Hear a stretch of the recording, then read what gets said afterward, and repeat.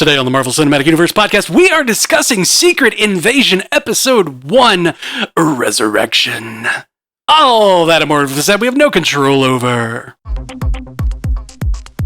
Welcome to the Marvel Cinematic Universe podcast. My name is Matthew Carroll. And I'm Jeff Randall. And I'm Ashley Coffin. The trio is here. The triumvirate.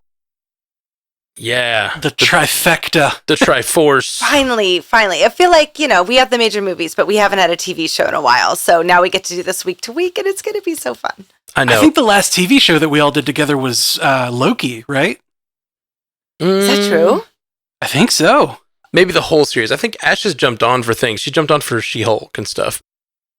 Oh, yeah, you did. You did jump on for the Daredevil episode. Yes, I did. I said I would, and I did. And then we'd had our infamous Dragon Con 12 o'clock drunk episode of She-Hulk. Oh, yeah. Go back if you guys want to hear some fun.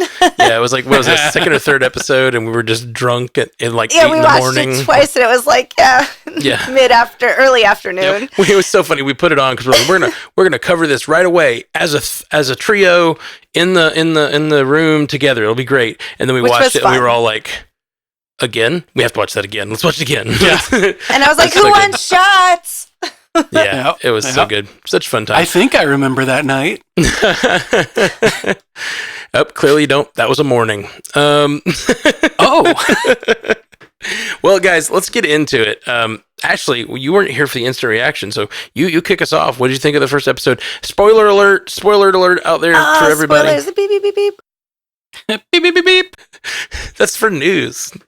Oh, that's true. Breaking news. Ashley loved it because it's finally it's such a good balance of having somebody on the ground to be the people dealing with the stuff and no heroes involved in trying to deal with this problem, but also dealing with the sci-fi alien invasion in some way. It's cool because it has Cold War vibes, but then it also has Invasion of the Body Snatcher vibes, and it's a really good meld of everything that I really love.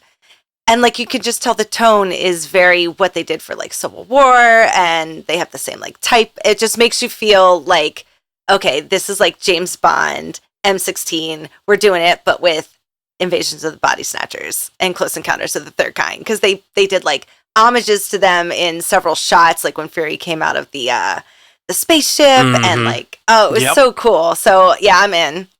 Yep. Yeah. Yep. There was something I didn't notice on my first watch that I noticed it, but it didn't resonate how cool it was. Something we've complained about on these shows since Disney Plus is the bad effects. The effects, they don't spend the money on the effects. And something they've done really cleverly, because it's a spy thriller, they have hidden almost all of the transformations behind things. Yep. And instead of it feeling ugh, and they used it to such great effect when Fury is following behind that alien, and it keeps passing from person to person, and it goes behind something and comes out as a different person. It felt I love that. Do you remember the movie? Do you remember the movie Fallen? I think that's what it's called. Oh yeah. Where there's with Denzel Washington? Yeah, and there's a killer that touches. Demon. Oh, it's a demon. Okay, it goes from body to body through touch. It reminded me of that level of horror. It was just so spooky the way it kept moving, and you're not sure it's the Skrull. You're not sure it's Gravik. Is that somebody just eyeballing me, or is that Gravik? Yeah, I loved how they did that. They added. They used their limitation in a way that enhanced the art, and I love when people do that. Yeah, and then they did show him, we're always watching, because every single person that you saw was us, and we're everywhere. Yeah. Yep. Oh God, I didn't notice that when I watched it last night until I watched it this time again. The guy that was in the brown jacket that Gravik had turned from the little girl into that guy, the older gentleman. And I was like, oh shit, that was the guy that was in the bar. That was we're drinking vodka. And he told him specifically, you're never going to be the man that you were. Holy shit, they've been there the whole time.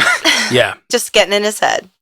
They've been watching and manipulating and keeping an eye on Fury ever since he got off on World, which makes sense. And I don't know, I didn't realize until again, I said this last night on our initial cast, but this does not feel as much like a 2 a.m. show to me because it's like a little slower and it's harder to follow, and there's a lot of conversation, a lot of small statements that mean a lot. And something I didn't even really catch was how much they blame Fury. And they say it flat out, but like, you abandoned us. Yeah, him and Carol. Yeah. It's because of their abandonment that, and so Fury not only feels like he's responsible because he's Fury and he saves the world all the time, he's responsible because like he did this. He promised these people this thing, then he didn't deliver for 30 years, then he just peaced out. Which, yeah, I mean, it doesn't, like, they're like, oh, how come you couldn't find a planet? Like, it's probably not that easy to find somebody a planet to live on if you're Nick Fury. Like, Carol, she has some explaining to do. But like that's the thing. Fury, that's the thing, though. At the end of the Captain Marvel movie, like the last thing we saw was Carol Danvers flying, like leading that ship through one of the jump points, and that seemed to indicate to me, at least, like, hey, we're going. I mean, did they just like take a trip around the block and like, I couldn't find anything when I came back? I'm assuming they've been trying to find a planet, and well, here's the thing. Before this episode, and we've been talking about it, I've been assuming that they like have been trying, but like they're just not working out. And you know how you get to that thing where it's like, we could take this planet, but to do it, we'd have to displace this people, or we'd have to do this thing, and they keep choosing others over the Skrulls, and the Skrulls just keep getting pushed to the side. But there was a line in this that like gave it extra context. Talos tells Fury, "We helped you all this time to ensure that you would keep your promise." So that means for 30 years, they have been not only just like sitting there waiting on them to deliver, they have been actively being a part of Fury's mission. And at the beginning of the episode, they say Fury is the only contact with the Skrulls. So Fury has seemed like this all-knowing, all-powerful director Fury who can get behind the scenes and who can stop Hydra and who can do all this stuff. But that's because he has had an army of Skrulls working for him around the planet, getting in wherever he wants them to be, all over. And so, like, maybe there's a little bit of Fury didn't help them find a planet because he was using them. You know, maybe there's a point where Fury's really wrong here, you know? Maybe he didn't want to give that up. It's his little birds. His little birds. Speaking of Game of Thrones, you guys notice that was Beric Dondarrion from Game of Thrones in the beginning scene, who's the doctor or the FBI agent who is talking to Ross. Yeah, that was him. I love his voice. Yeah, I love his voice. Oh, it's just like a voice I could never imitate. Like it's like a monster. Real growly. It's so low and so growly. Skrulls. No one could have pulled that line off like he did. Skrull. No. That's when I was like, oh, it's Beric Dondarrion, and I loved him. I loved him in Game of Thrones. Yeah, me too. That poor character. I really loved what the wardrobe department did with him. Like, he looked absolutely positively disheveled in the best way. Like, he was perfectly disheveled. And like, Matt, what you were saying with the transitions, you know, since it's a lower budget thing, that was something that I noticed as well. Like when the guy pulled his hat off, completely covered his face, and it just like transitioned from like, this is a black man, now it's a Skrull, now it's a black man again. They used Martin Freeman's eyes when he hit the ground, his eyes were like doing this thing when they were going, and I was like, because when he jumped off that, I was like, well, you're dead. I was like, he's not alive. You can't just do that. You can't just do that. I don't know what you guys talked about though. Did you know that he was a Skrull, and do you think it was like when he got turned? Did you guys talk about that? Like when maybe he was turned? We did. We didn't on this episode, but we did when we first watched the first 5 minutes. So the first 5 minutes that they showed in a couple weeks ago ended right when that agent tackles the guy in the room. So it doesn't reveal that he's a Skrull, but at that moment we were both like, oh, so he's a Skrull, right? Yeah, definitely a Skrull. So like weeks ago we were like, but how long has he been a Skrull? That's the crazy thing. And Matt, like we had been talking about, like, is Maria Hill a Skrull? Has she been a Skrull the whole time? Is she even a real person? Yeah, has she ever been real? We don't know, because we know she was a Skrull at one point, but we don't know we think Fury was real, but like, do we ever know that Maria Hill was real at all? It's crazy. Yeah, and I kept expecting her whenever she got shot at the yeah. end of this episode, I was like, oh, she's going to turn into, can you please turn, don't do this to me, no. Maria. Like, because I had demanded that there be some sort of character growth for her. And we got it. We got so much of it in that chess scene where she was playing chess with him and telling him, like, man, you're not ready. And that was something I said in the moment. Like, that was twice. He was told he's not ready for this fight. Mm-hmm. I don't know. I think he's faking it. The way he trips. I mean, maybe it was because he's like not used to walking on gravity, but I think he's faking this whole persona. Oh, the limp? I think he's faking all of it. Yeah. It's a great question. Yeah. It's a great question of whether he's faking it or not. Like, I really don't know. It could just be Sam Jackson like, I got the Marvel cramps. Hold on. I gotta work it out. Well, he doesn't. So I had said in the last episode that I thought he was going to die. I completely take that back because I forgot about the Miss Marvel trailer, which has to take after. Yeah, and he looks more put together and like strapping. So I'm like, this is a facade. They shouldn't have dropped that trailer. Yeah. See, I don't think this is a facade necessarily. I have a red string theory about it that we'll talk about at the end. Okay. We're going to have a new segment today. I'm going to do my best to think of one. Oh, okay. Yeah, I like it. Well, the thing that is really just so tragic about Maria Hill, like, she has always been his ride or die. Like, she has always been his, like, right by his side. We've never seen her apart from him. Even when she, like, left S.H.I.E.L.D. and went to work for Tony, she was really working for Fury. Like, she's just been working for Fury the whole time. She's totally bought in. And then he abandoned the Skrulls, but he also abandoned her. And she says, like, well, you know, you not responding to me for years kind of sent a message about where you were, and I don't think you're ready for this. And like, I legitimately find it so tragic, just so freaking tragic, that she finally gets her mentor, her like friend, her fellow agent back. They just have a few, honestly, very coarse words about how he abandoned her. And then, as far as she knows, he shot her. Yeah, she was like, it was you. He was like, no. Yeah. It's so tragic. Oh, I hate it so much. And it's so beautiful, though. And it, like, puts this sharp thing into, like, Fury's head of, like, he just lost one of his best friends, one of his closest confidants, and lost them in a way that, like, he had pushed her away. They never got to reconcile. And it's going to put Fury in a really dark place. I think it's also setting up Emilia Clarke to kind of take over his number one girl position, because it was really quick for her to kind of like change sides, if that's actually what happened, unless she was in on the ruse at the end, which I kind of don't think she was. But I also don't believe Talos that his wife is dead. I got a lot of thoughts. Ooh, you don't believe his wife is dead? No, I don't. What if, I don't know. I don't know. He's just... You think they faked her death? Or, I don't know, maybe what if he is like, I don't want to be out of power? Because Ben Mendelsohn is always a bad guy. And when he was like, he was like set up to be a bad guy in Captain Marvel, and then suddenly he was a good guy. And I was like, oh, okay, like this is fun. But nobody plays a bad guy like Ben Mendelsohn in a double cross here.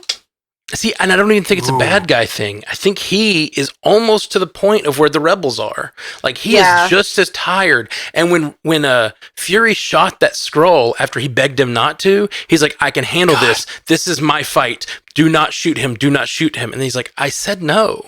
It's just like, he is so tired of his people being pushed to the side. And in this case, his friend who loves him, who like at the beginning when they put their heads together, it's like that Skrull form of like affection. It's like, oh my gosh, it's so touching. And they talk about the plants, they talk about his wife, and it's just so touching.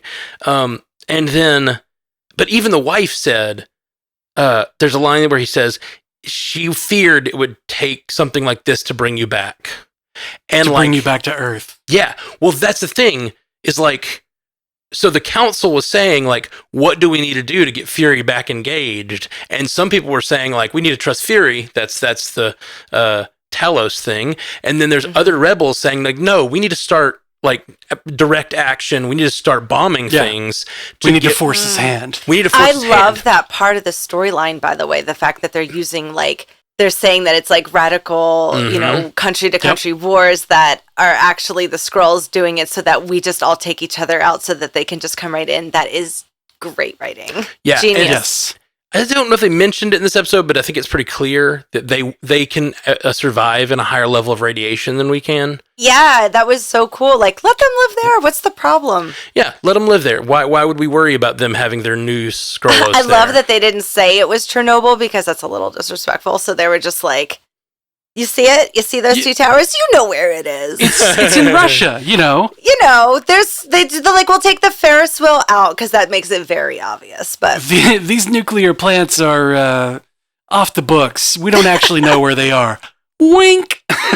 Did you notice there was like a blink and you miss it kind of thing when they showed all of those racks that the Skrulls had captives, like the shells or whatever. The first guy on the right that you saw was the art store owner guy, like the dude who was fighting Talos. Oh, that's cool. oh, Yeah, Because when I saw him in that scene, I was I know his face from somewhere. I've seen him in this. I thought the same thing, but I didn't put it together. Good call. Yeah, like watching it the second time, I saw him on the right, and I was like, "Oh my god, I knew it! I recognize him!" do you think they'll have like a prison like they did in the comics, like where everybody is? Because I don't think I feel like they would have copied Ross while he was on the run. Like he's definitely probably still with the Wakandans, and that was a perfect time to kind of swoop in and take over. Because Val would have known if it wasn't him. That's his ex-wife, and like their memory stuff is loosey goosey. Like we can kind of do it, but not like ex-wife level of I know you. Knowing him, so I feel like it has to be after that, right? Unless he was a Skrull the whole time. We're talking 30 years here. I don't think so. We don't know. Maybe. Like it could have been. Or my thinking is that they just intercepted him and he went to that meeting. Like I think Everett Ross has been real all the times we've seen him, and that was just a single, especially since they only used him for the opening scene of this episode. Yeah. I think Everett Ross is out there somewhere. Well, it's a perfect time to take over his thing because he's on the run. So it wouldn't raise too many questions if you impersonate someone who's on the run and no one knows where he is because he's in Wakanda. And Prescott said that he had stopped turning in reports. Yes. Because he couldn't trust anybody other than you. Of course. And like if he can't trust anybody, he's not going to know that something happened to Ross, and Ross was maybe working with the Wakandans against the government or whatever. Yeah, that might be true. I really like that scene, and they don't hold our hand through it, and like I don't know exactly what gives it up. And I watched it 3 times trying to like figure out like what's the moment, and like the only thing that he says, the moment that like I forget the agent's name. Do you remember Prescott. The moment that his face sort of flashes and you kind of realize that he turns on a fake smile, and there's like a moment he sort of takes his face goes dour for a second, and then he turns on this really fake smile, like give it the fury, and I then think he attacks it's the him. whole way he acted. It was he didn't react. Like if you saw the evidence, if you were like actual CEO, you'd be like, oh my god, he actually like he rolled his eyes, he bilboed it, like oh it's my party, get them out of here. Yeah. Rolled his eyes and then put on the fake smile. Yeah, his whole anyone else would be like, "Oh my god, everybody's a Skrull. Are you a Skrull?" You know, like that's how you would react. And how do I know you're not a Skrull? He didn't react at all, and I was like, "Uh oh." Well, the moment that I noticed the face fall is when he scarf. says, "I'm here to help," and it's like, okay, this is the only guy you trust. He is so resistant to hearing your plan. He doesn't believe you. So this is the only guy you trust, and he does not trust your opinions, right? He's completely shutting you down at every turn, and that seems normal to Prescott. Like, so this is the only guy he trusts, and he doesn't trust him back. That's a really lonely life. And the thing that gives it away in my mind when I watch this thing a few times is him saying he changes tacks. He's been going like, no, this is all bullshit. Like this is Skrulls on, Skrulls aren't a problem. They're our friends. Da da da. And then he goes, I'm here to help. And that's when Prescott goes, well, like he like it's suspicious. And like that is such a lonely red string dude. Like he has no friends.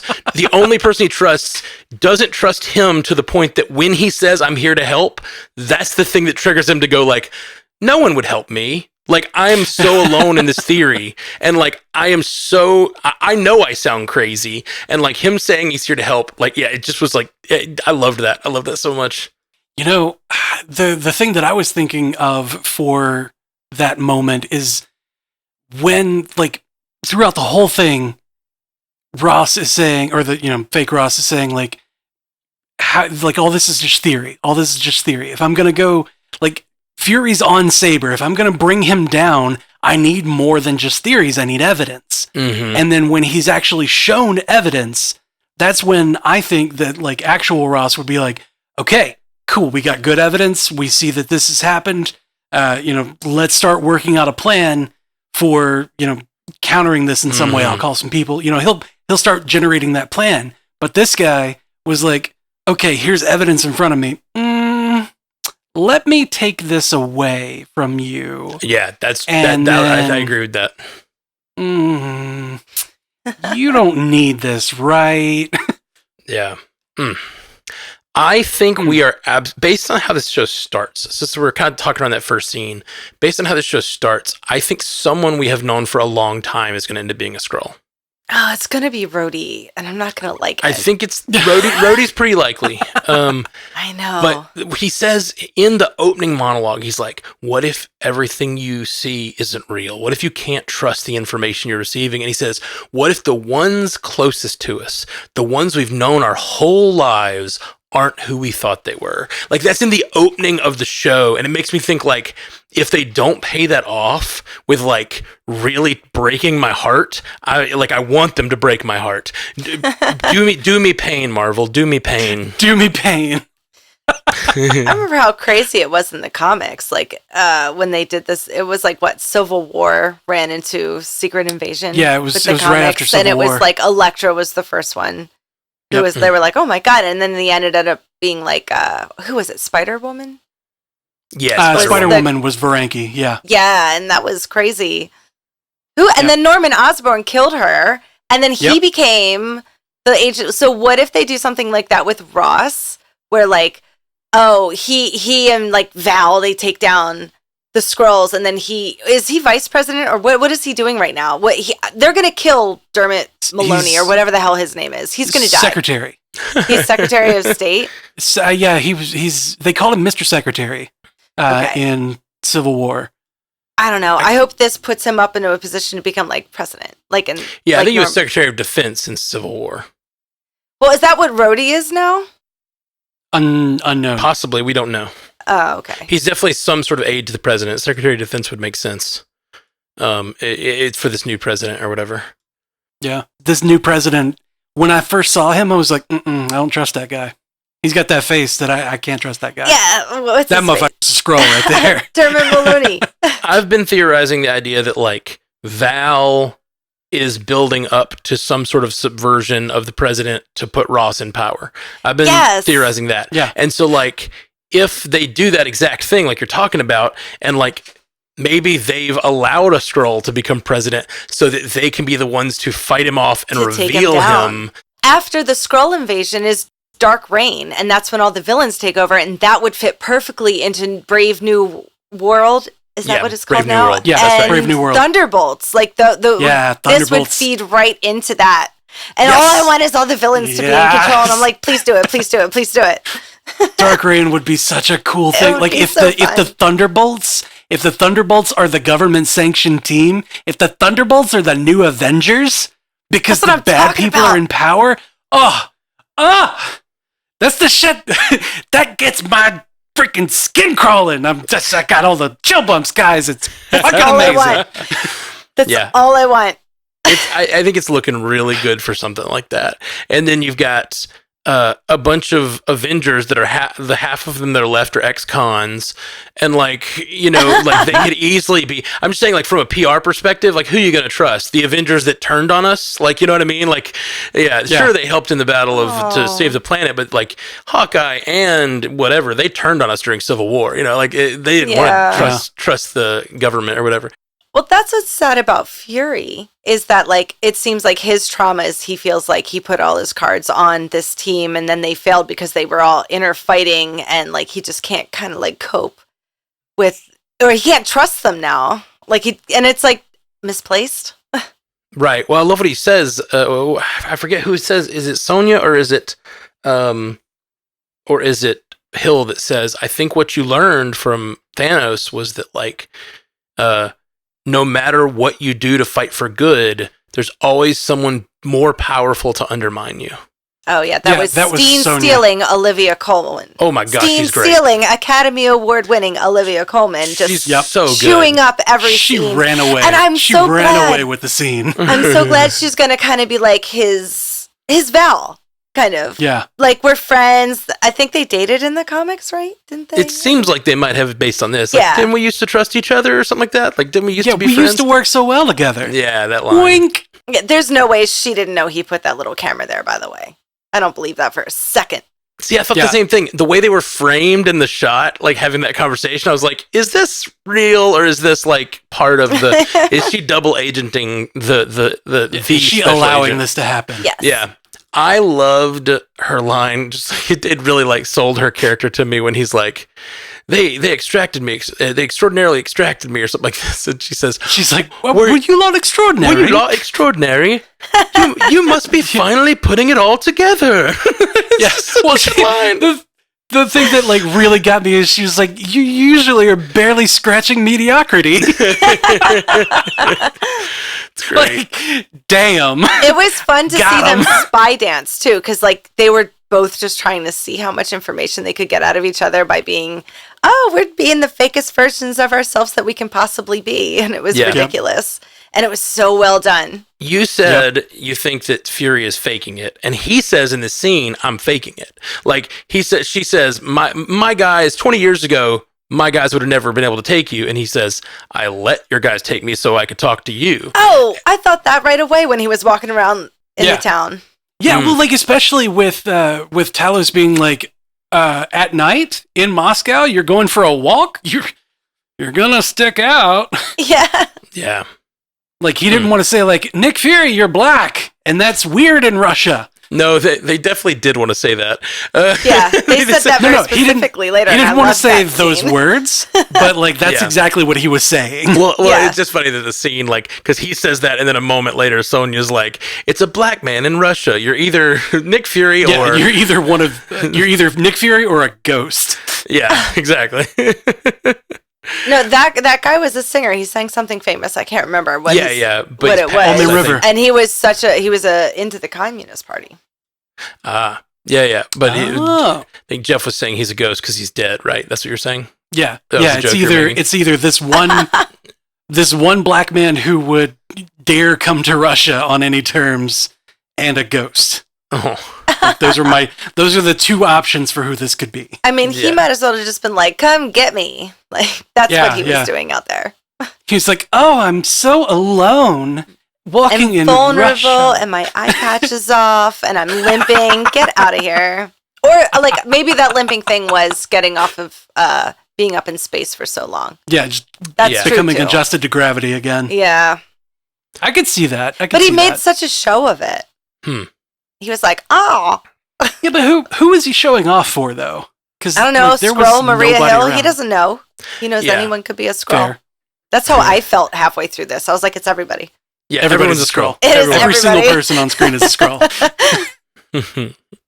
Yeah, I really do feel that way, and I'm like, I joked about us having a red string theory segment, and I think that's a good idea. But like, I think basically every week it's going to be this guy's a Skrull, and here's why. Oh, it's going to be bad. It's going to be Mephisto level bad. I feel like Oh, for sure. it depends For on how sure. far they start to go, because then we're gonna lose our minds. Mephisto is Like- a Skrull. I'm a Skrull at this point.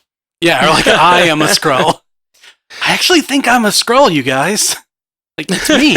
I was Me. like, if It's me. I'm a Skrull, can I put my consciousness back in my body that's hanging upside down somewhere that doesn't have to go to work? Yeah, 'Cause right. That sounds great.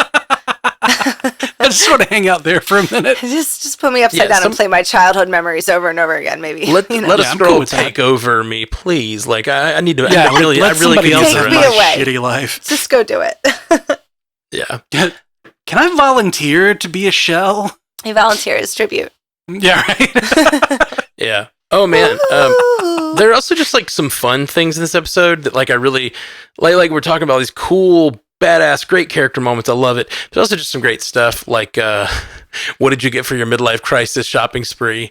The Avengers. The Avengers. The comedy doesn't feel That forced. seems- No, And it that's doesn't what I feel- like rather about it. expensive.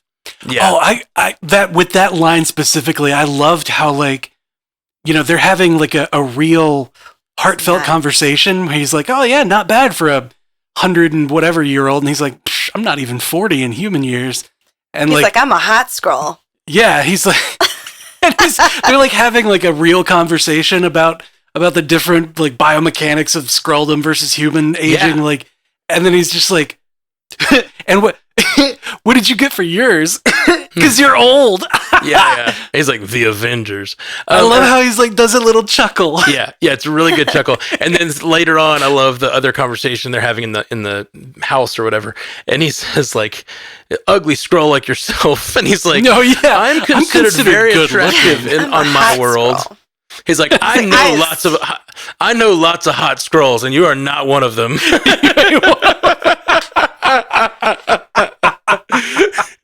I just love that Fury knows lots of hot Skrulls. He doesn't say hot, attractive maybe. I think he says. Yeah, I know a lot of good looking Skrulls, and you ain't one. Yeah, that was great. And also, this was just a very straight out of any other Samuel Jackson movie. Everybody gets one, nobody gets two. Oh, that Nobody gets scene through. was so God. good. He was just having so much fun. He got to like really, and that's what I'm saying. I'm like, oh, look who's back. Look who's back. Yeah, Mhm. just oh, and then he turns it off again. And when he like, the guy's like, maybe we could have this conversation in the gallery where there's much more natural light. Got any more of these Louis XIV chairs out there?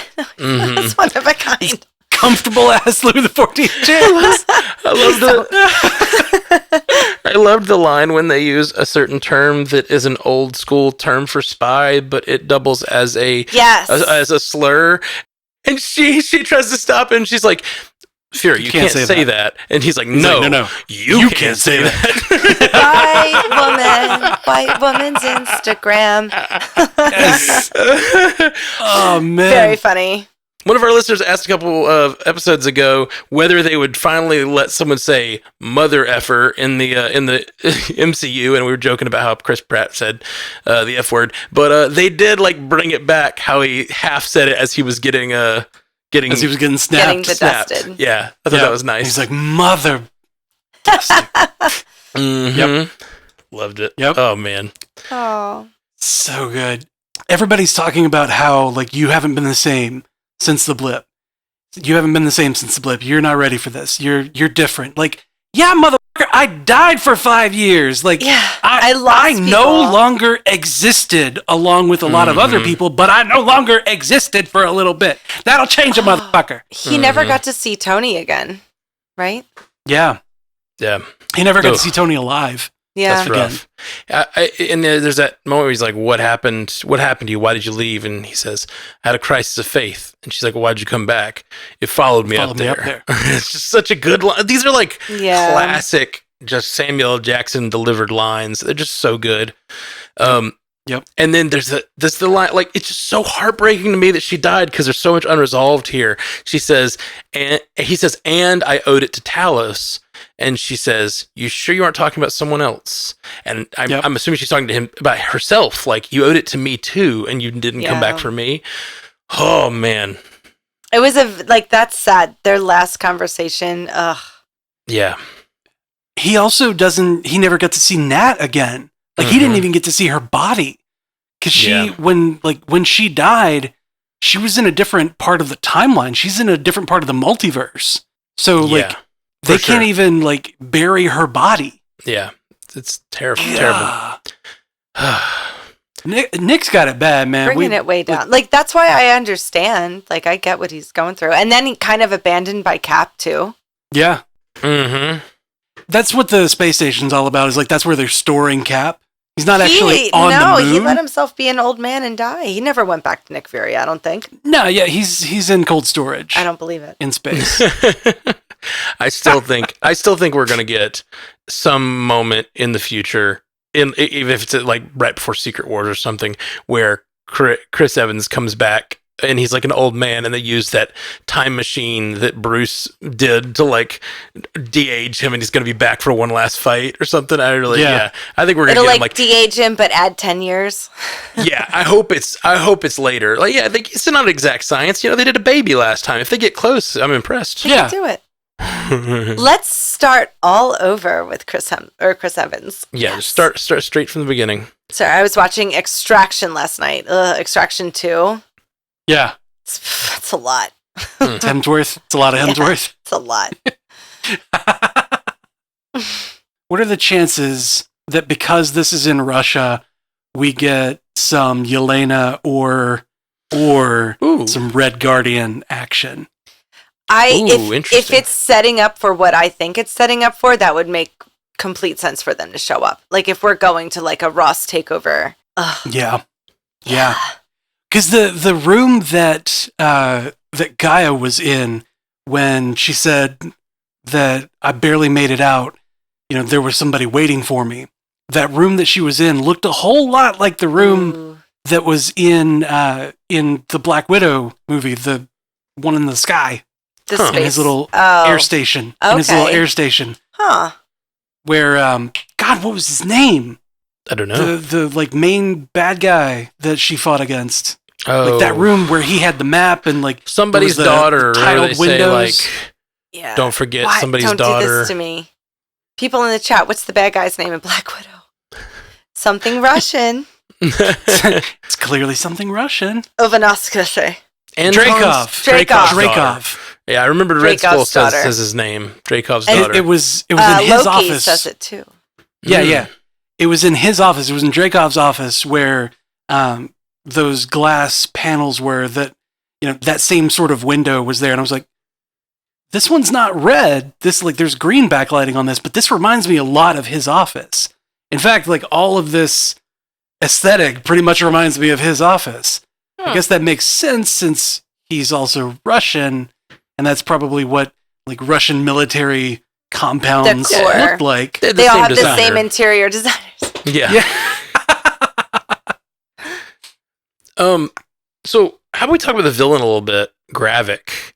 Another thing that when we did our instant take, I did not really pay attention to was how I kind of just assumed he's like a young Skrull, you know, like he's a young Skrull, upstart, whatever, and he's like leading the people astray and doesn't have as much of a personal connection. But there's like a line there where they like Talos says, Gravik took your abandonment much harder than some others. And so like this is a child, maybe? Yeah. Well, no, I don't think so because their aging is so different, which they talk about. So like, and then he also says, you knew him personally, or Sonya says you knew him personally. And he says, you know him I personally. knew him. Yeah. I knew him. I knew him. So I think there's something more to their relationship than just like, like they just kind of know each other. Like I think he was closer to Gravik than he's letting on. Okay. Interesting. Do you think Gravik might have been like his right-hand assassin kind of I don't know. Skrull? Or working on Earth for him? Yeah, like one of his main ones working for him? Yeah, I definitely think he was one of the ones working for him for sure.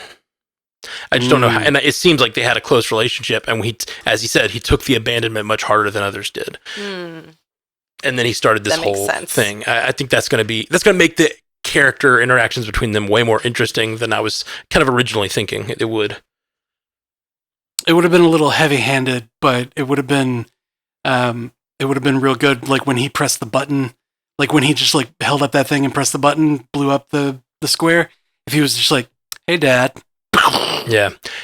Oh gosh, a little heavy-handed, but like that would have been real good. Yeah, that'd be rough. Wow, I didn't even think about that. Like that. Well, or like a surrogate father kind of thing. Like, right. I was like, do you think that? Oh, you took me in a whole different direction. I was like, oh, we're at dear old Dad Springer now. Dad, boom. Jerry Springer. I am the father. Pow.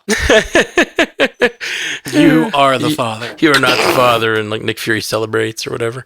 Yeah. Who wants shots?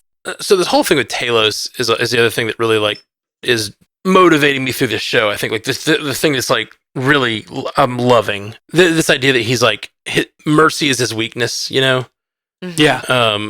Like that whole thing where he's like Gravik knows mercy is your weakness. So like what is going to happen to Talos? Like, because I think Talos legitimately hates that his people are being harmed. He really wants to find them home. He trusts Fury, but like Fury's also screwed him over and his people over kind of over and over. And it's like, I don't know. I don't know what happens with with Talos, because like is Gravik could it be that he even flips sides, you know? Or is he going to I don't know. I think no matter what happens, he's going to die sacrificing himself for his daughter in whatever way it's going to be. That's definitely, I think he's going. Yeah. And it's going to be in some way to like protect or save her, no matter what side he ends up being on. He told her very specifically, like, you know, I will always save you. Yeah. Yeah. And she says, I'll always protect you. And she says, you can't protect anyone. You can't protect anyone. Because he's, for the last 30 years, not protected his people like he should. And then he didn't protect her mother. Like, that's just so a knife in the heart, man. She didn't know that, though. TBD. No, she did at that point. She said it right after she found out, which is why it's such a stab to the heart. Stop. That's why it's such a stab to the heart. The dog is whining. Is that a new dog? That's my mom's dog. Give me 1 second. He's just crying because he wants out the door. Hi, Cosmo. She's like, da, Russian. Yeah. Cosmo's space dog. I am good dog. Wolf, good dog. Yes. Wah. Sorry about that. But never was I told I was bad dog. I've always been good dog. Blit. Oh, we're talking about that Gaia moment. Yeah, Gaia in that moment says like, right after she finds out her mother's dead, says you can't protect anyone, and it's just such a mean thing to say to him at that moment. It's so I would say that hard. Like, look what you did.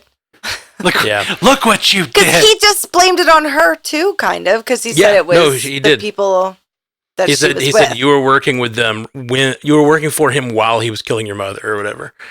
Yeah, earlier in the episode, she seems so pure of heart when she's introducing that guy to the new Skrullus. Cults. It's very culty. That place is culty as AF. Yep. Well, culty as AF. I don't know if I feel like it's culty. To me, it seems like I liked that place. I do think that Gravik has his problems, of course. The place is good. What she was doing is prime, like turning it like, this is all great, and you can just do this, but you can also do this, and if you do, you get to go outside. You get to do this. You get to do this. You get to be rewarded if you want to be a warrior. Exactly. Yeah. There's extra rewards if you want to be a warrior. Mm-hmm. Yeah, I agree. But like, I don't know. There's also, I think she's very genuine though. I think she's trying to save her people. And she says like, whatever you risk to get here, it's worth it. But then like by the end of this episode, she found out she lost her mom to this fight. And that they're apparently doing things that are killing Skrulls, not just killing humans. And it makes her really mad. And she gives them information. So she's like 1 foot in, 1 foot out of the cult. Yeah, I agree. Half Kool-Aid. She only took a sip. Drink the ooze. Yeah. She drank the ooze before the episode started, but then later, you know, she seems to be the ooze is reciting.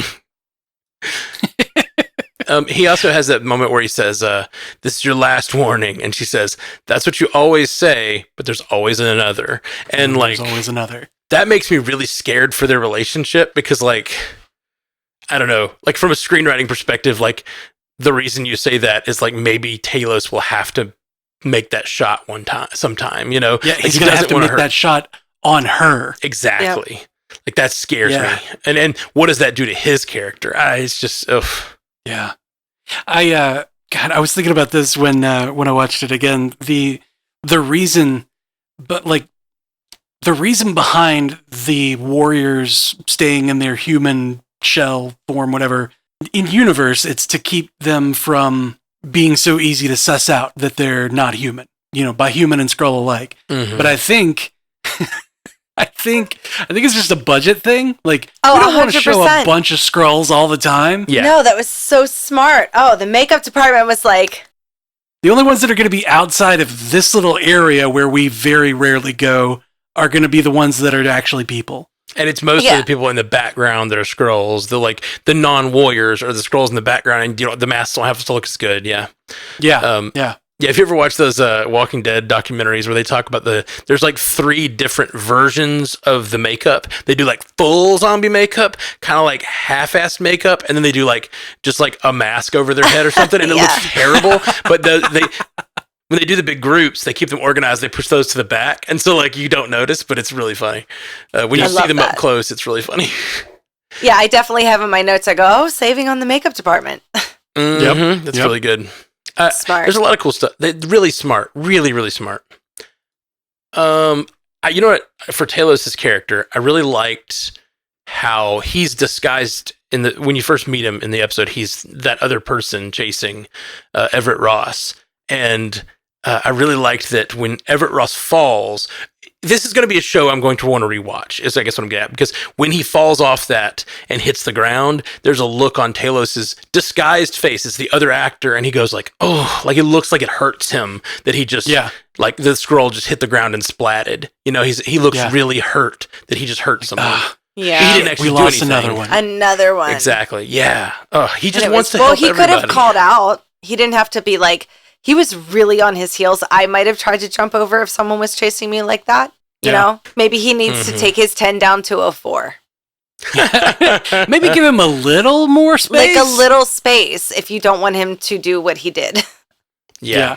Like let him back off a little bit. Yeah, or be like, ayo, you know, like when they were running up the stairs and there was that like driving beat every time the lights turn on was so cool. It was such a good choice as far as camera work. Yeah. Nice. Yeah. Good yeah. shots. Absolutely. Big fan of that. Big fan. What did you guys think about the intro sequence or like the title sequence? I guess it was weird. Oh, it was cool. That gave me the Invasion of the Body Snatchers thing because of the fungus. Okay. Oh, yeah. Like around the eye, and it's like you see the explosion in the beginning, and just the Skrulls kind of taking over. I thought it was really cool. Yeah. Oh, speaking of the explosion, sorry, it's just like this episode is all about stopping the big bad thing from happening. Like we've seen a million times in a million spy things, but the big bad thing happened. You know what I mean? Like that bomb, those bombs went off, which is like the world is going to be at odds, and like we're about to see some real, like, you know, World War type like stuff Prescott happen. was saying, this is the one that sets the world on fire, and they didn't stop it. Yeah, I was thinking it was going to be this whole show was going to be trying to stop them from setting the world on fire. No, the world is now on fire, and they're going to have to figure out how to put it back together. Yep. I like it. Oh, man. Not let everyone know that there's a secret Skrull invasion and not let people think that it's a terrorist attack. It's going to be very difficult. I kept thinking, like, why don't you tell the Russians what's going on? Like, get them in on the protection here. And then I was like, oh, right, because you can't tell them about that you've been working with an alien army over all these years. Yeah, that one of your agents has been running an alien army in your ranks all these years. Like, it's not good. It's not good. That's not great. Get it. Maybe that's why we saw, like, in the trailer, Rhodey says to Fury, you're the most wanted man on the planet right now. Yeah. Oh, shit. Well, the guy had Fury's face when he, like, bombed the thing, right? And when he killed Maria. Yeah, he's, like, seen in the middle of the square shooting Maria Hill and letting a bomb go off. Like, it looks like Fury's involved for sure. He's like, not my first rodeo. Yeah, and it's this Americans versus Americans against Russia or whatever was the name of the group. AAR. Yeah, AAR. The R. The pirates, right? Love you guys. They were the pirates. Don't do that and think I'm not going to respond ever. Just know. What are you doing?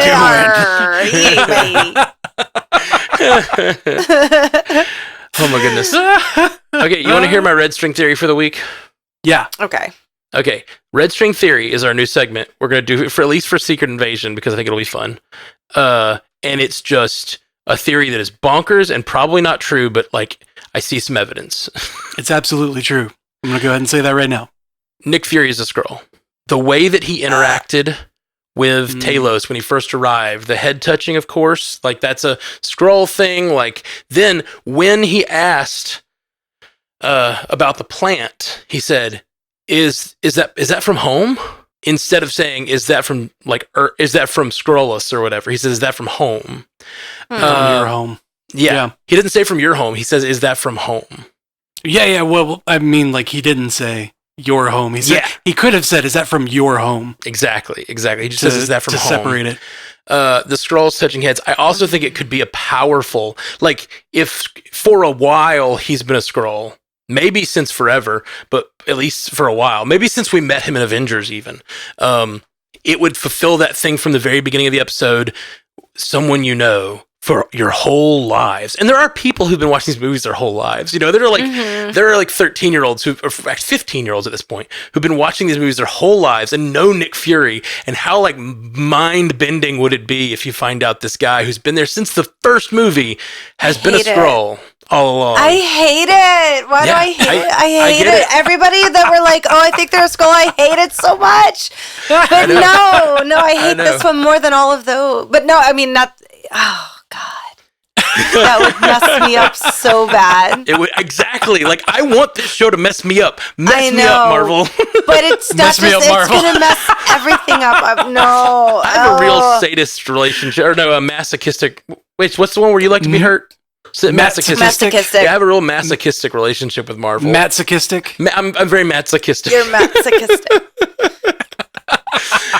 And then I think it would be a really interesting thing for the show if, like, you know, you get to the last reel, like whatever, the last episode, and it's a big reveal that when, like, everyone trusts Fury or whatever, like they know he's the one that saved the world, and then like he reveals himself to be a Skrull. Like everyone knows that he stopped the Skrull invasion and that like the Skrulls are evil and everyone hates them, and like, you know, Thunderbolt Ross has taken over and all this stuff's going on that we're talking about, and they save the world from the Skrulls, and then the guy who saved the world, the guy who like you just watched save the world on TV or whatever, reveals himself to be a Skrull and says like, "I know you probably hate me because you're hating all Skrulls, but like not all of us wanted to hurt you. Like we're a complex people, you know what I mean? Like, and then you're like, oh gosh, the guy who's been saving the world for 15 years in Marvel, he's been a Skrull all along. I don't know. Agent Fury, Agent Nicholas Joseph Fury actually died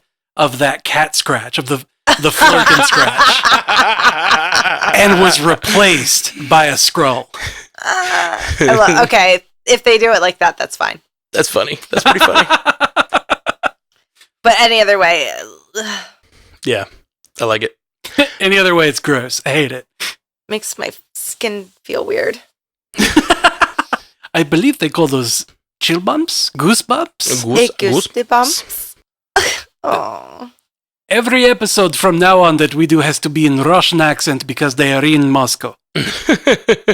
We're not all good at accents, Jeff.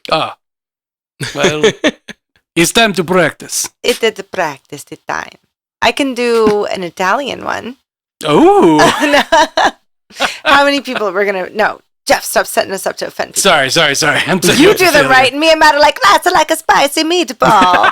Russia. That's a spicy... Don't wrap me into your bad impression. I just didn't try. I'm sorry. I have to thank this show, though, because I did not know what Unity Day was before they talked about it. I'm like, what is this holiday? What is this? I guess when the wall came down? No, it's before that. It's a holiday from the 1600s. Oh. Because is it their midsummer? Because that's today. No, well, it's November midsummer. 4th. It's November 4th is when they are celebrating it. Okay. November 4th is the day that it is. And it's celebrating when the Russian people united to remove, I think it's like Polish, there were two nationalities, but Polish invaders like got them out of the capital because there was no Tsar at the time to like lead them through the time of troubles is what it was called.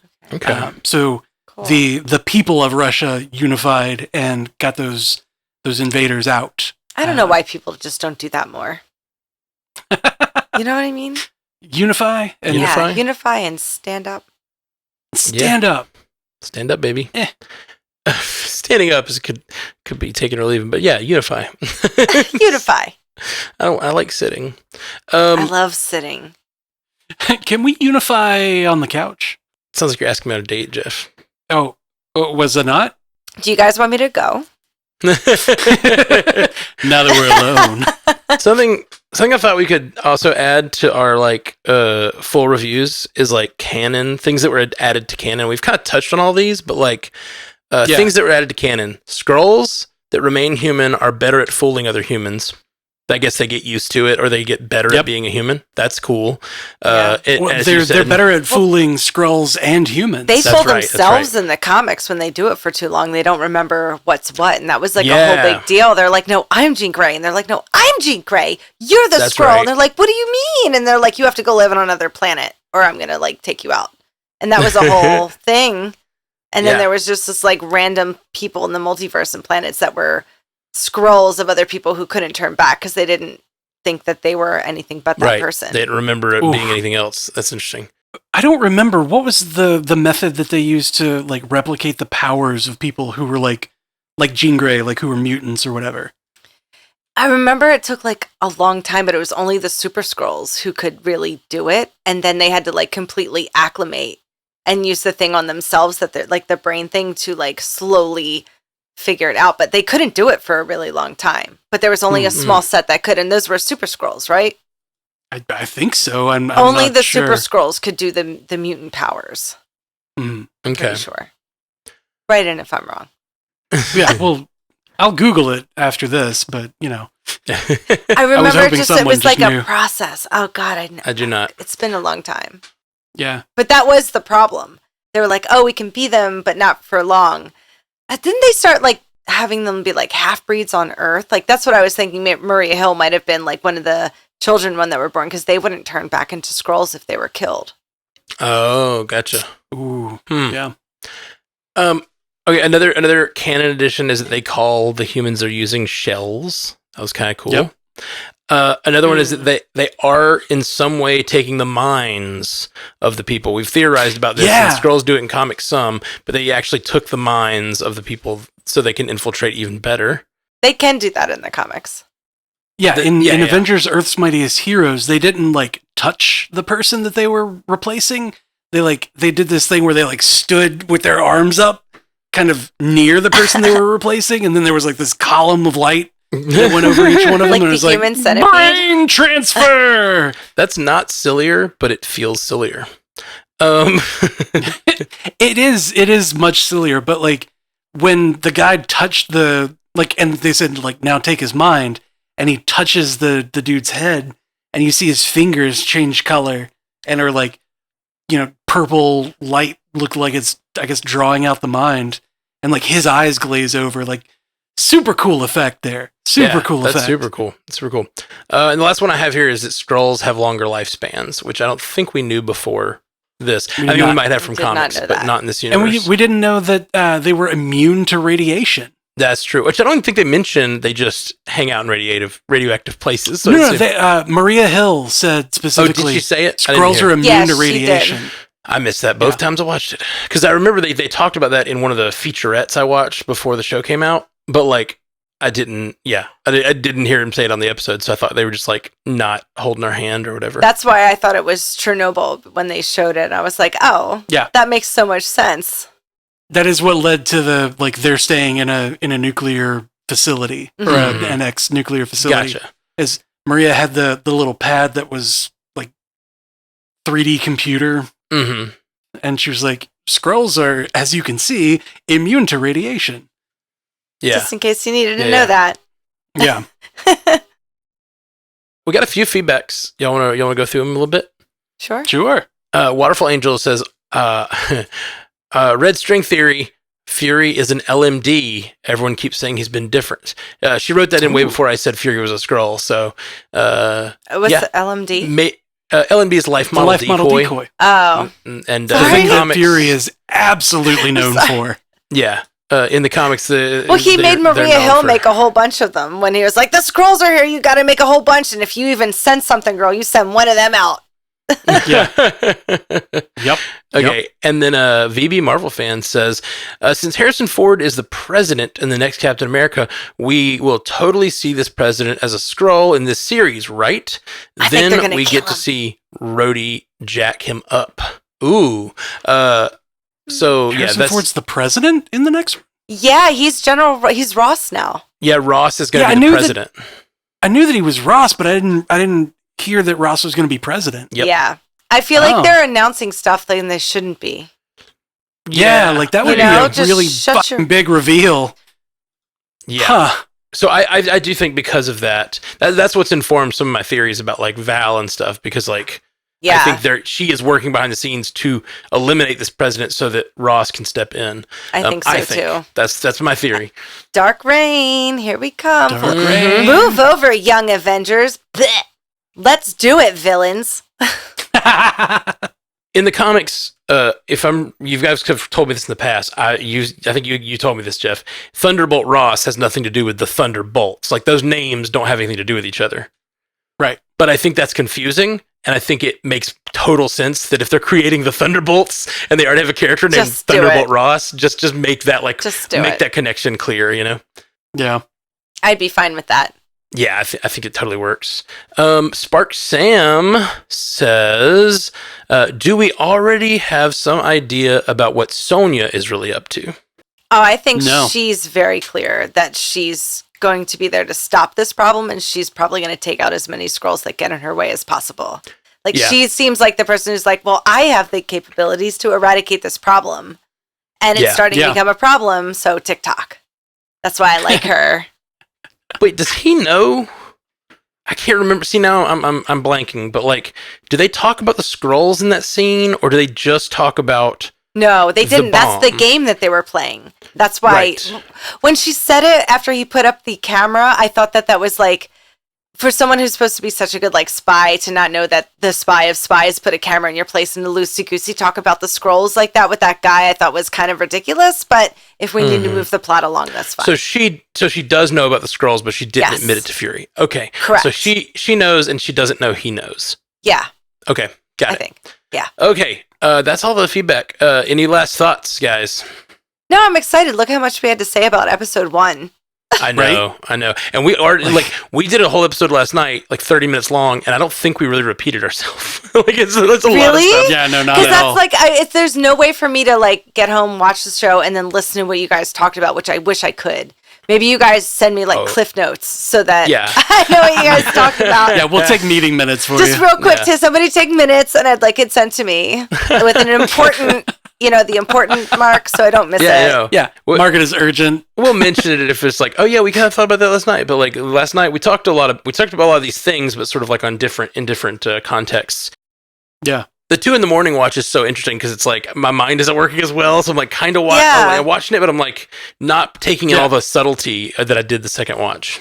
I can say with certainty, Matt, that it definitely seems like you're firing on way more cylinders than last night. I was not doing well last night. See, that's why I can't do it at the minute. Like, I like to come home, I prepare myself. Right. Well, part of the problem was normally I take a nap, but we do multiverse news on Tuesdays now, so like. I did multiverse news from 7:30 to 8:30. Actually, it was 7:30 to 9. Then I had to record about the Flash for an hour and a half. Then I had to edit multiverse news. I know. Then I had to edit multiverse news, and then before I could finish editing multiverse news, I had to watch and then record. And so last night I did 3 podcasts, and it was a lot. Well, don't do that again next week. I won't. Yeah, like leave the DC shit out. The Flash was a one-time thing. We just have not. We did the whole Batman 1989 movies leading up to the Flash, and then we wanted to do the Flash. And it's been like a week, and we could not get all 4 of us together. And then still yesterday, we still couldn't get all 4. We did only 3 of us. But it just has been a hard week to get everybody together, and that was like the only pocket of time right between the 2 podcasts. I wouldn't have done that for the Flash movie. Yeah. Did you like it? No. Short answer, no. So last night when we talked about it, spoiler alert for Bill Bingers hated Assemble. It. Yeah, I get that. Last night on Bingers Assemble, when we started the show, I was like, I was like 6 or 7. Like, it's not bad, but then I talked about it for an hour and a half. And at the end of it, I was like, it's a 3. Like, it's so bad. Like, now that I'm discussing it and like discussing the themes and like what works and what doesn't and like with the things I didn't like, they so overwhelm the things I liked. And the thing that makes me mad is that it's like, it has so much going for it. And there's so many things I do like, but it's like, I like that they're there, but they don't do anything interesting with them. It's like freaking Batman, Michael Keaton's Batman is in a movie. I would be excited for 30 years since the Skrulls have been on Earth, you know? And like, it's so exciting, but like, they don't do anything good with it. They just don't. The first Batman came out in the 80s. Just make everybody feel older. Yeah, 89, baby. I don't know why you had to hurt me like that, but okay. So that's that. And I've now ruined my Avengers Assemble episode, but go listen to Avengers Assemble, everybody. We're talking about The Flash. Anybody else got anything they want to plug before we head out? Jump over to Bill and Ash's Terror Theater, where we are celebrating the summer solstice with Midsummer coming out next week, probably Monday or Tuesday. So that was a fun conversation. That movie is crazy. I've heard that. Oh, I forgot to say to you, Happy Solstice. Yeah, Happy Solstice back to you. Look at you, the sun's still out there. It's like we're in Sweden at your place. Yeah. 24-hour sun, yeah. Yeah. You thought you like sunlight, yeah? You're like all day with your Wiener Schnitzel sandwich. Snackar du norsk? Ross. All right. We're getting loopy. We're getting loopy. We love you all. Oh, hey, welcome back to those people who have been away and not like you know, we get it. I'm not like saying like fuck you guys for going away. I'm saying like welcome back. Welcome back, Fairweather fans. Sorry that you were blipped, but you're back now. Casual. You dirty cashes. No, like during the breaks between shows, it happens. People like check in on us, so we get a lot more downloads when the shows come out. So we just want to say welcome back. Please hang out. We'll be covering this for the next 6 weeks. Please don't go. And if you like our show, please support us on Patreon, patreon.com/MCUcast. We've really been trying to do a lot more with the patrons, and we've been doing monthly meetups and on Zoom and things like that. And there's been a lot more episodes going straight to the Patreon too. We've done some what are they called? What's it called? Commentary tracks. Goodness. We've done some commentary tracks for the Guardians movies and an episode of Loki and stuff. So check those out. We're going to probably do a commentary track this month. I'm thinking of Captain Marvel. What do you think? Oh, that's a good one. That's a good one to go with the... Oh, I will definitely be on that one. The Skrull theme. Let's do it. All three of us will do a commentary track for Captain Marvel. And then we still have to cover Iron Man 2. Iron Man 2 coming to the regular feed very soon. So. And then after Iron Man 2 is Thor, right? Or is that Captain America? Because I know, Jeff, you said you'd be on the Thor. I think it's Thor. Okay, yay. Yeah, for sure. All right, so we'll be doing lots of stuff here in the feed about phases 1 through 3. We're doing like the rewatch of the Infinity Saga, and we've doing even cool commentary tracks over on the Patreon feed. So patreon.com/MCUcast. You get it all ad-free and all that stuff too. So appreciate y'all. Peace. Waterfall Angel says, friendly reminder, you got 9 days before the end of the month. Thank you, Waterfall Angel. We will schedule our meetup very soon. I always wait too long, and I'm like, oh, there's 4 days left in the thing. Like, I need to put a poll up to see when everybody can get together. Next month is tomorrow. Yeah, next month is tomorrow. And last month I got crazy sick for the whole last 2 weeks of the month, so we had to do it at the beginning of this month. So we'll do that very soon. Thank you, Waterfall Angel, for the reminder. We'll be on there soon, guys. Peace. Until next time, true believers. Bye. I'm a Skrull. Skrulls. Skrulls. How would you say it? It's crazy. They're Skrulls. Skrull. Everybody's a Skrull. Skrull. You're like Gary Busey. They're Skrulls. Where's the Skrull? Where is she? Tell me. Where's Gaia? Thank you for joining us for the Marvel Cinematic Universe podcast. Available everywhere you get podcasts, and now a video version streaming live on twitch.tv/strandedpandatv and available at youtube.com/strandedpanda. And if you'd like to learn more about all of our other podcasts, geeky projects, and ways to support the network, visit strandedpanda.com.